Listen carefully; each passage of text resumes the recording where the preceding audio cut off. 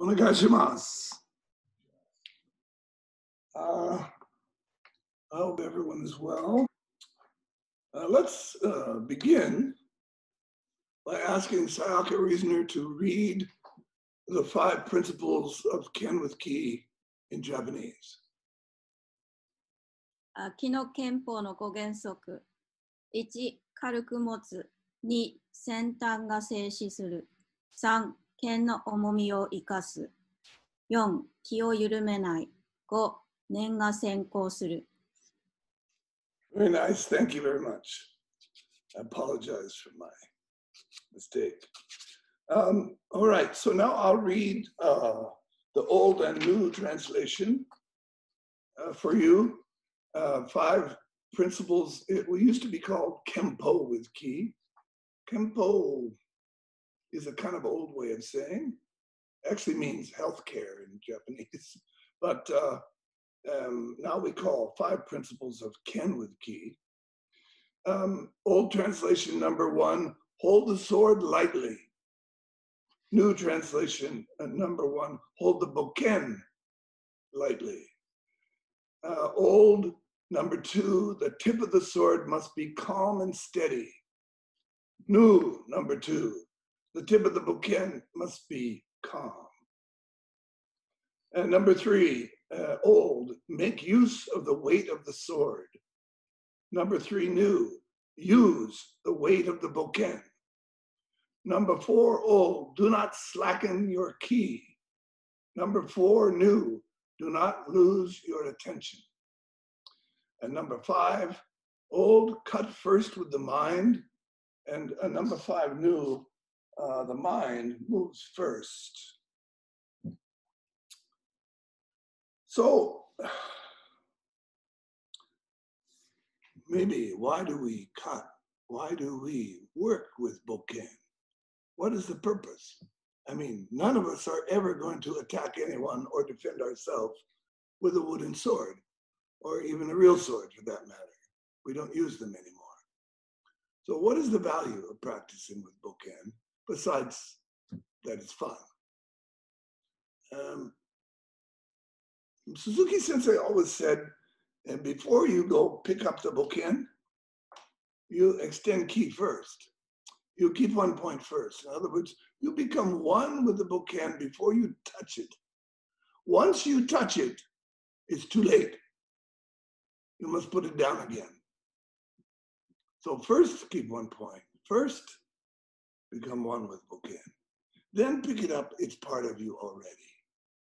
So this is, of course, the value of this is that we use objects in our daily life all day long. Next time you're driving in your car, notice, what are your hands like on the steering wheel? When you shift the key, the shift knob, or do something with the radio, what is your hand like? Is it holding lightly? Is it completely relaxed? Are you one with the automobile?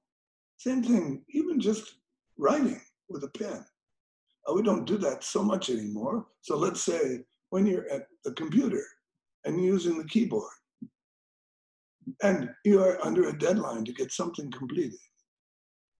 How are your hands? How do you feel? Is mind moving body? You know. So the first ones of this is hold the bokken lightly.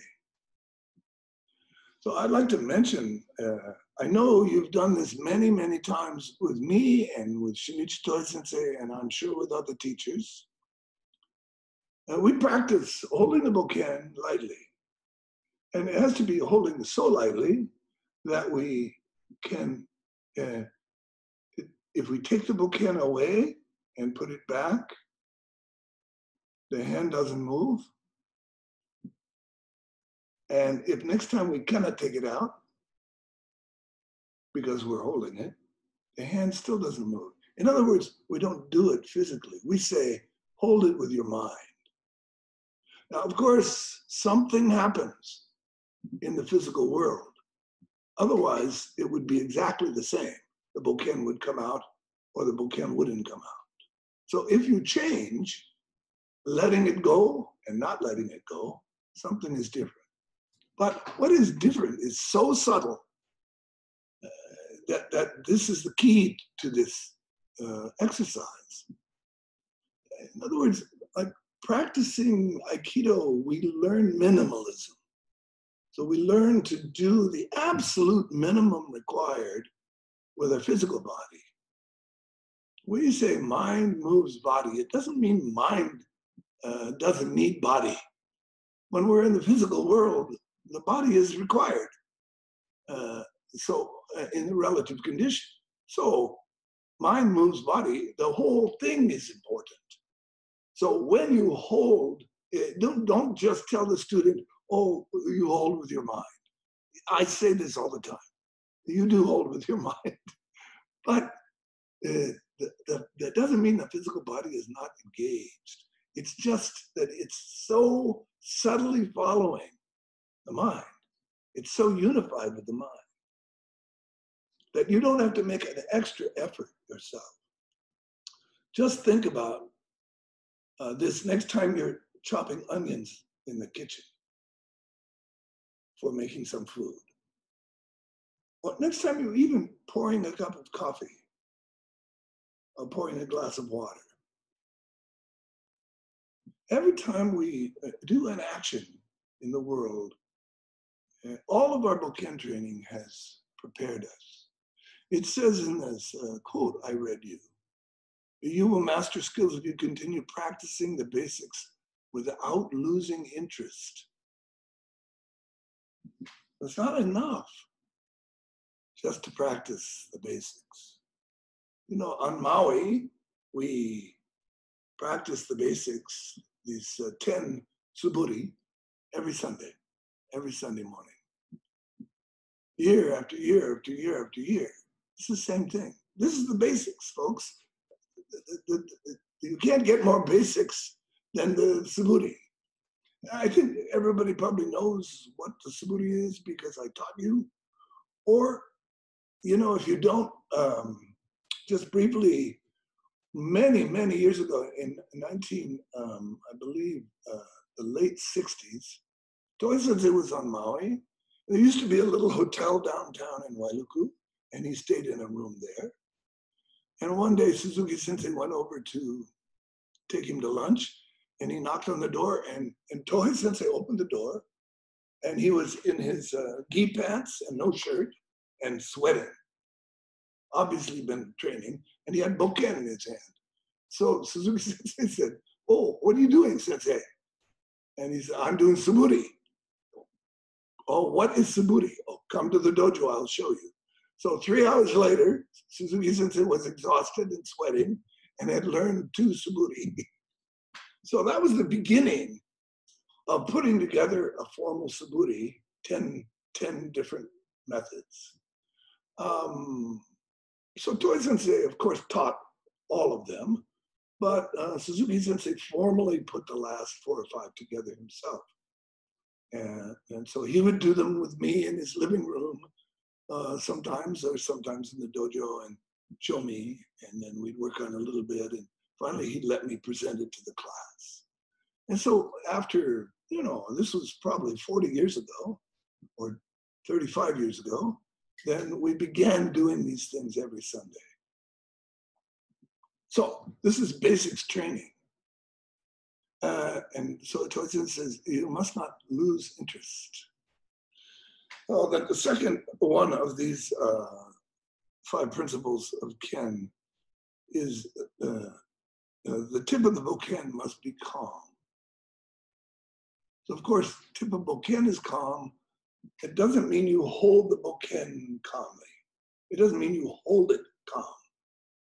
In fact, if you're thinking about the Bokken, if your mind is thinking about holding the Bokken calm, the Bokken will be going all over the place. You don't actually hold the Bokken. You point the Bokken. You extend through the Bokken. The Bokken is just part of your body. It's like pointing with your finger. You don't think about your finger when you point.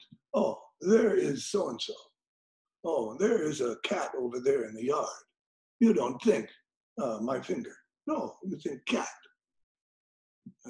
This is a very important lesson because Toi Sensei is as you recall, says, don't teach the finger pointing to the moon. The teaching is the moon. So don't teach holding bokken. Don't teach about the bokken. You are extending to infinity. That's the infinity is what keeps the tip calm, not you holding it calmly. This is a big mistake. So this is very difficult. The most troublesome, maybe, habit that we have as human beings is self-consciousness. And so the most trouble we have in our training is self-conscious watching. So if you have self-conscious watching when you're practicing with bokken, this is going to be very difficult. Right? So sometimes we have, on Sunday morning after we do the Subbu Lee, I have everyone come over in front of, we have the big floor-to-ceiling mirror. I have everyone come over one at a time. They have to stand in front of the mirror and stand in front of me, and all the students are gathered around sitting, and they cut, let's say 5 times, some cutting, maybe showman cut 5 times. And then I ask all the students to comment.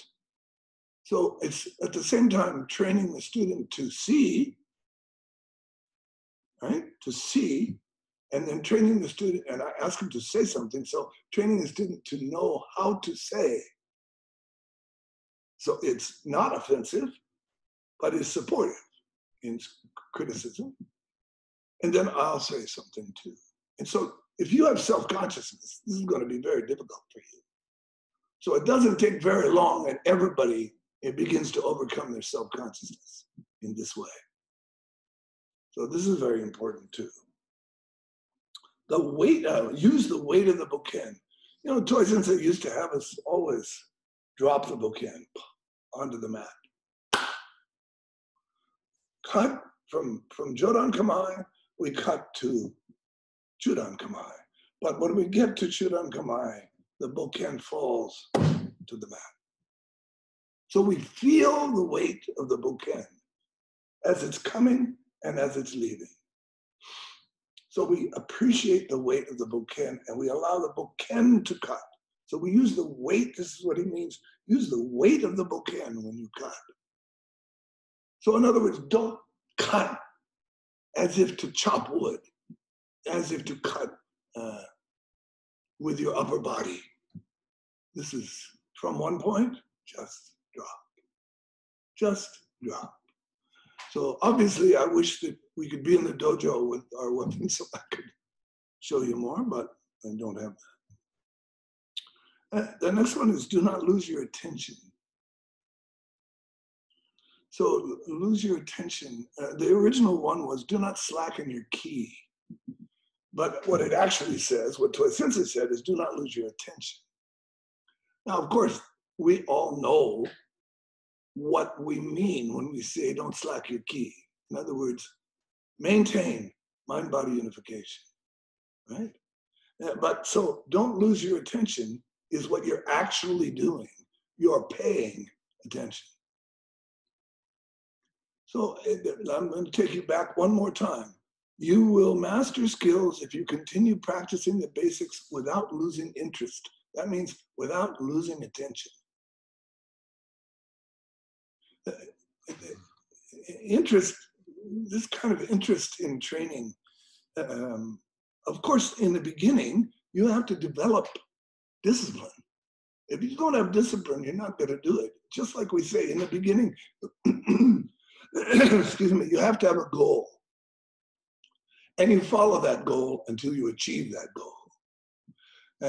And because if you don't do that, you won't have the discipline to achieve anything. But when you become more mature, you begin to realize that the actual goal setting and the discipline is a crutch. It's something you use to train yourself, like we train children. We must train ourselves like this because we're very childish in our lack of attention. So when we get to a point, then we're just loving what we're doing.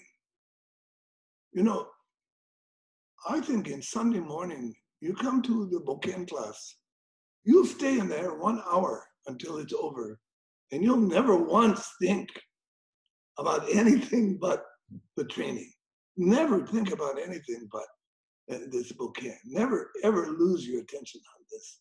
This is how you want to train all the time. And not just Bokken training, but very important in Bokken training.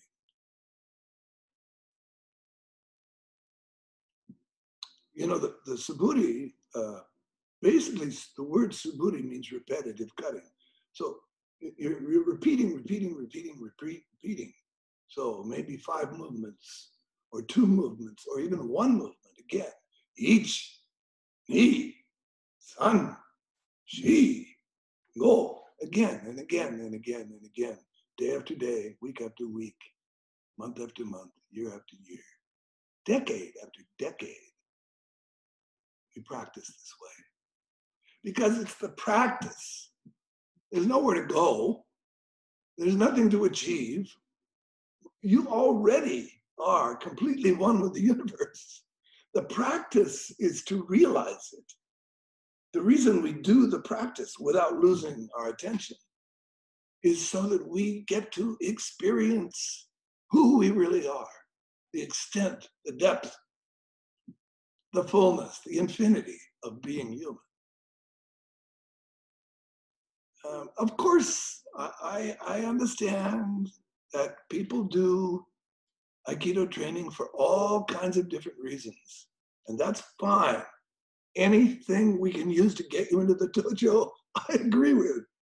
But don't cheat yourself out of what is really available here. Make sure you address it. If you train like this, you will have this kind of experience. Now, the last one is mind moves first. Mind moves first. Of course, this is the primary principle according to Koichi Tohei Sensei and Shinichi Tohei Sensei, of course. Mind moves body. So when we say mind moves first, we mean first cut, then cut. So in other words, your mind is completely fulfilled with no need to accomplish anything. You're already complete. And so when complete cuts completely, this is okay. But if you think, I will be something better if I can cut this the way the teacher cuts this, or the way I have the idea in mind to cut this. Or if the teacher will just say, oh, this is a good cut. You know, if you have this kind of mind, it'd be very difficult. It's a very immature way to practice. It's okay. I'm just saying there's more. And Tohei Sensei is saying there's more. So when we are doing everything that's in these principles, it means we have mind-body unification. And we're getting the absolute most we can possibly get out of training with Bokken. So I see that it's time for me to say, would you like to say something too? Because this is discussion. You may ask a question, of course, about Bokken training, anything you like, and or if you'd like to make comment, please speak up.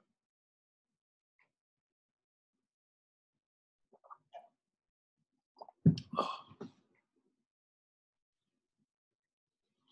Do I need to call on someone?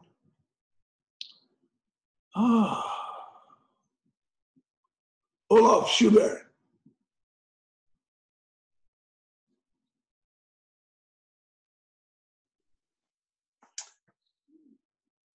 Good morning, Sensei.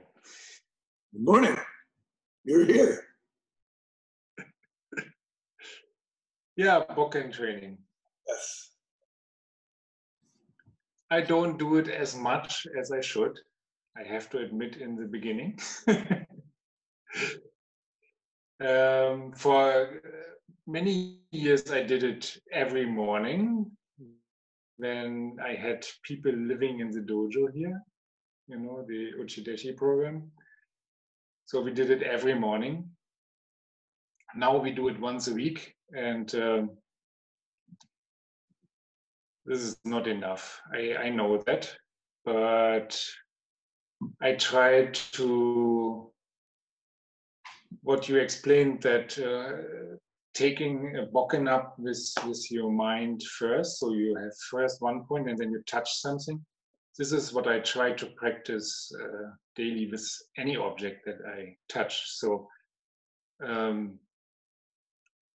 don't practice bokken every day, but if I can remember, it's not every day, but if I can remember, especially when working with tools, I try to make it a point to approach it the same way I would approach bokken training. So before I take up a saw, and before I touch my wood, and then I do it the same way I would do bokken training. So Yeah, that's very good. you could say kind of bokken. You'd say what? Whenever I touch the wood and the saw, and it's basically the same for me like bokken training. So I try to practice the application almost every day, but not the bokken itself. Yeah. You know what I mean? Yes, maybe expecting yourself to remember this practice every single moment. Well, this might not be practically going to happen yet. Wouldn't maybe say should, but maybe you could. It's possible. It's always important to remember it's possible. Because when we practice mind-body unification, we are availing ourselves of what is possible. We are making ourselves available for what is possible. So we always want to think, remember, we could do anything. Maybe we don't, but don't worry about should do, because then that's some sort of criticism, right?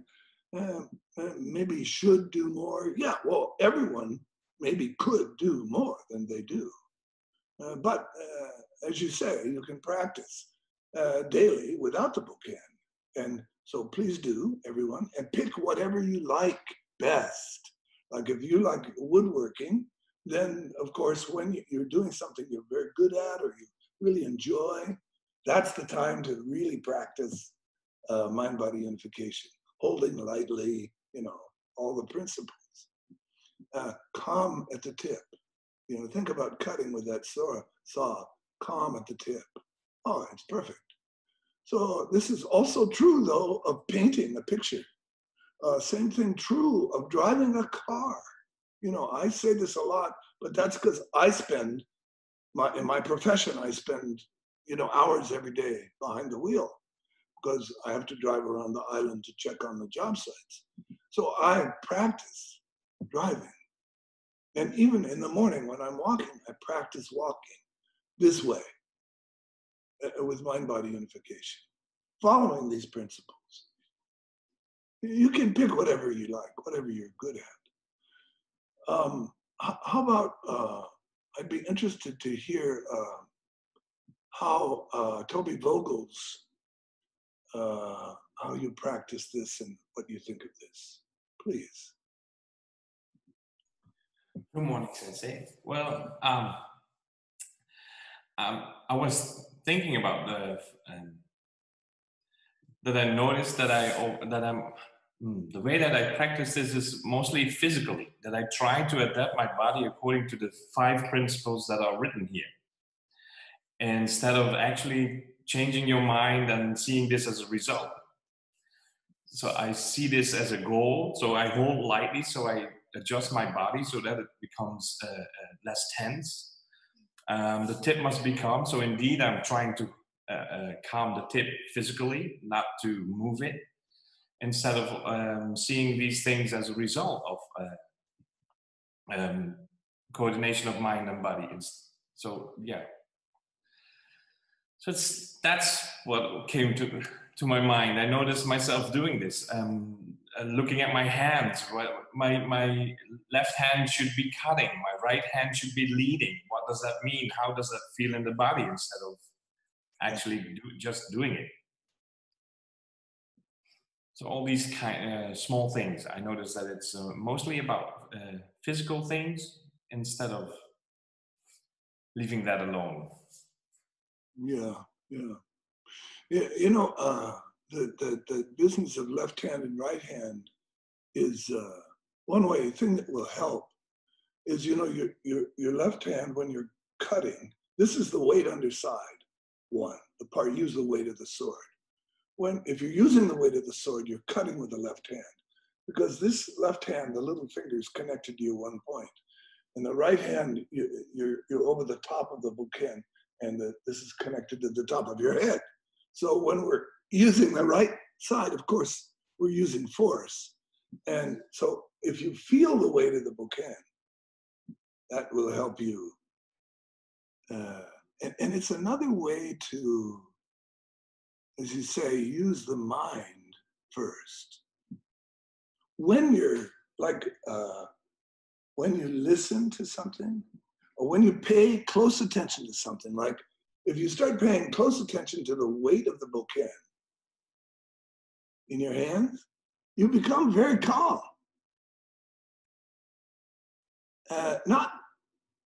Now, I'm not saying try to do it correctly. That's a different kind of trying. I'm saying just pay attention to feeling the weight of the bouquin in your hand. Then your mind-body unification. That promotes mind-body unification. So you're such an honest fellow, you always tell me these things. Oh, well, I'm having trouble because I do it this way, this way, this way. Okay, but you know, everybody does that, Toby, not just you. Everybody does that. They just don't tell me that. But you tell me because you're so honest. And so this means you'll be the first out of the gate. You'll have the best opportunity to avail yourself of the opportunity. You know, it's like when you listen to all the people talk, maybe we see everybody, you know. How many of them are in a state of joyous mind? How many are in a state of, you know, self-deprecating humor, humility?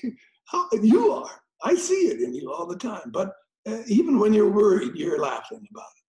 So so this is very important. People get very serious, like Aikido. Passing key test, the look on the face of passing key test. Somebody wrote me, I think I sent them a note out to everybody. If you want to know where's one point, just have a big belly laugh, and then you'll know. This is so brilliant because it's so right on. That's so Toy Sensei, you know, because it cuts through all the BS. Anyway, thank you. We'll just keep practicing, Toby. That's why we're here. And I'm so glad I met you. You can keep me more honest. Thank you. Someone else, please. Hey, Sensei. Vernon. Vernon Yes. from Lukai. You know, for Ken 1 and 2, there is a time to complete those exercises. Is there a time to complete the Subbu Lee for each exercise? No, we don't have a time for that. But in our dojo, I suppose that I've set the rhythm. Maybe Suzuki Sensei set the rhythm for us, because I learned from him, and the cadence that he used to do the Subbu Lee with, I did. So hundreds and hundreds and hundreds of times with him, you know, every Sunday. And then now when I'm leading the thing and they're out there doing it, I notice they have the same cadence. I think not too slow, not too fast, in terms of doing the repetitive movement. Sometimes I will admit, you know, I sit on the side and I have one of the students lead the cutting, for instance. And if they're too fast, I tell them too fast, slow that down. So I have a feeling of what the cadence should be. I know it's from the past because I've done it so long with Suzuki Sensei. It must be that. I never thought about where that came. When it's correct, I feel it. That's good. Let's do that speed.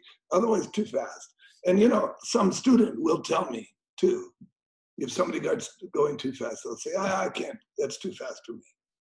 So also you take into account, like key breathing.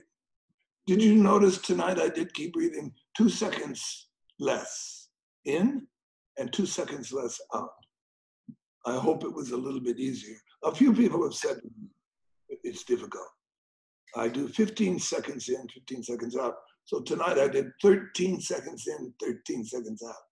Did anybody notice? Different. It's different. I hope it's a little easier. So it like, that's the answer to the question is, no, there's no prescribed time, but we want to do it, you know, fast enough so that it keeps everybody's attention and they're here, but not so fast that they can't keep up. Okay? Yes, thank you, Sensei. But there is a, it's just like a certain song that has a TikTok for keeping up, and everybody use. I'm always keeping up with a group setting with Subbu Lee, so that type of cadence allows paying attention for everybody to follow at the same time. Right. Of course. That's what we're talking about. Okay. Someone else, please. I noticed that Odd Vogel Sensei was here tonight. Would you say something about your experience with cutting, please? Yes. What puzzles me? Do you hear me? Yes, you're loud and clear, Sensei. Okay. I have a question about this, how to teach these principles, because when someone starts, we tend to practice to hold the bokken lightly, and then we do it again and again and again, and I don't really think it's the right way to start with. How should we, my question is, how should we teach these principles to students? Because when I learned to drive a car, the instructor let me drive, and the more experience I get, the more I hold lightly, the more I get used to the car, and the more it fits to me. And it seems to me that in bokken training, we do it the other way around. We start with the things we should reach when we are very experienced. So shouldn't we let students move and do all practice with bokken, and at the end, the result is the 5 principles? Because when we are talking, these are all experienced people. They now know to hold the bokken light because there is a reason why he should do it. But the beginner, he will never hold it lightly. So how should we teach? Okay, so that's a good question, and it comes up all the time to every instructor, because when you teach a class, maybe you have some control over the level of expertise of the people in the class, but when you teach students, you have all different levels at one time. So, of course, just like the instructor allowed you to learn to drive yourself, and as you became more expert, you could be more relaxed. So in the same way, we allow the students to practice. And as they do through the Subbu Lee, they keep repeating it over and over and over. They become more and more relaxed, and they hold more lightly, and they understand more. We have, on Maui, we have established that Joni Jackson Sensei teaches a Monday night beginning weapons class.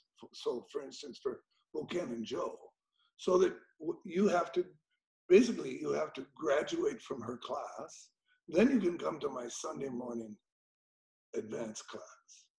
So by the time you get there, you should know, although I must admit, many students go to both while they're learning, but the whole idea is to give them a place where they can do kaisho. They don't have to do sosho.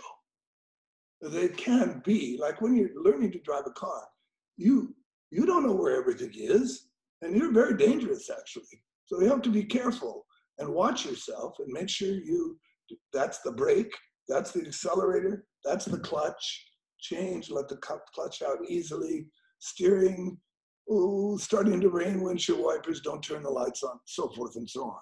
So this is the same thing with just learning to cut bokken. Everybody in the beginning watches themselves carefully to do it well. That's kaisho. And gradually, ki movement begins to come in. And this is the whole reason for Toi Sensei and Suzuki Sensei developing Subbu, because Subbu gives you a chance to practice repetitively.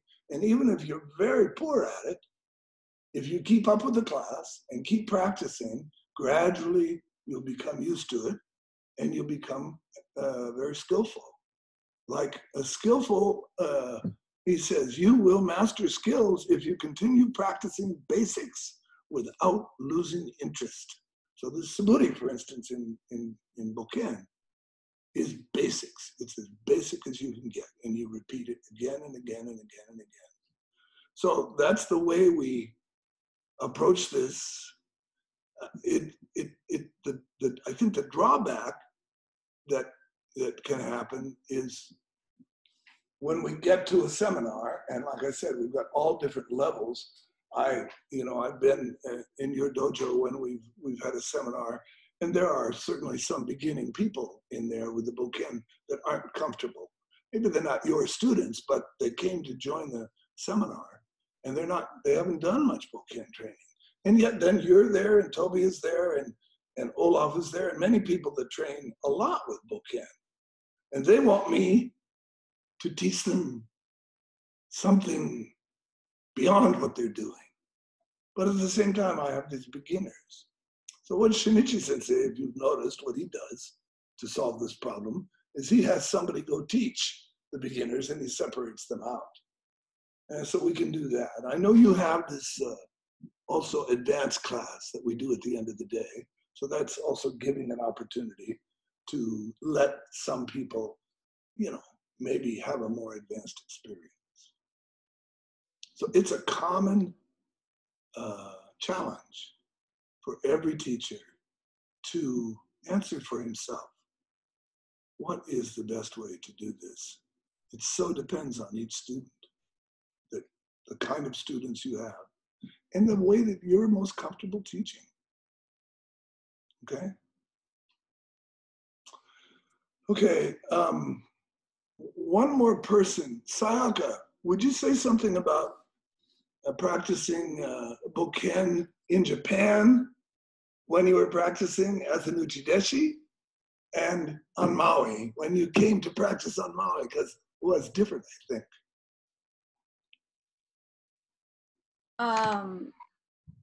I have never practiced Subbu before I came to Maui, so it was very new to me. We don't do so much movement in Japan. We do just basic movement like Bokken 1 and Bokken 2. Also we do the meditation with Bokken, and like we hold the Bokken and with a movement for 1 hour or something. Yeah, so that was the practice at the headquarters, and yeah, so the Subbu was new to me. Thank you very much. We used to do something like that with Suzuki Sensei. stand hold bokken for a long, long, long time. I don't know if we did 1 hour, but we did a lot. And so I know he got that from Tomi Sensei. I kind of don't do that so much. It's a really good training though, so thank you for reminding me. Maybe we'll start doing 1 hour standing with bokken. What do you think? Okay? Okay. Listen, we're toward the end here, and I really want to say that I appreciate your participating and saying, asking your questions, and like I said to Toby, being honest with me about your actual practice and the challenges that you face. That's the way to improve. If you think you know, you don't. If you know you don't know, there's a possibility of knowing. This is very, very important. Beginner's mind. So thank you so much for being here together. And I want to wish everyone a happy Father's Day because that will happen on Sunday and there's no class on Sunday. So don't tune in. I won't be here. I'll be having breakfast with my family. Okay? Thank you very much. I'll see you next week. Aloha.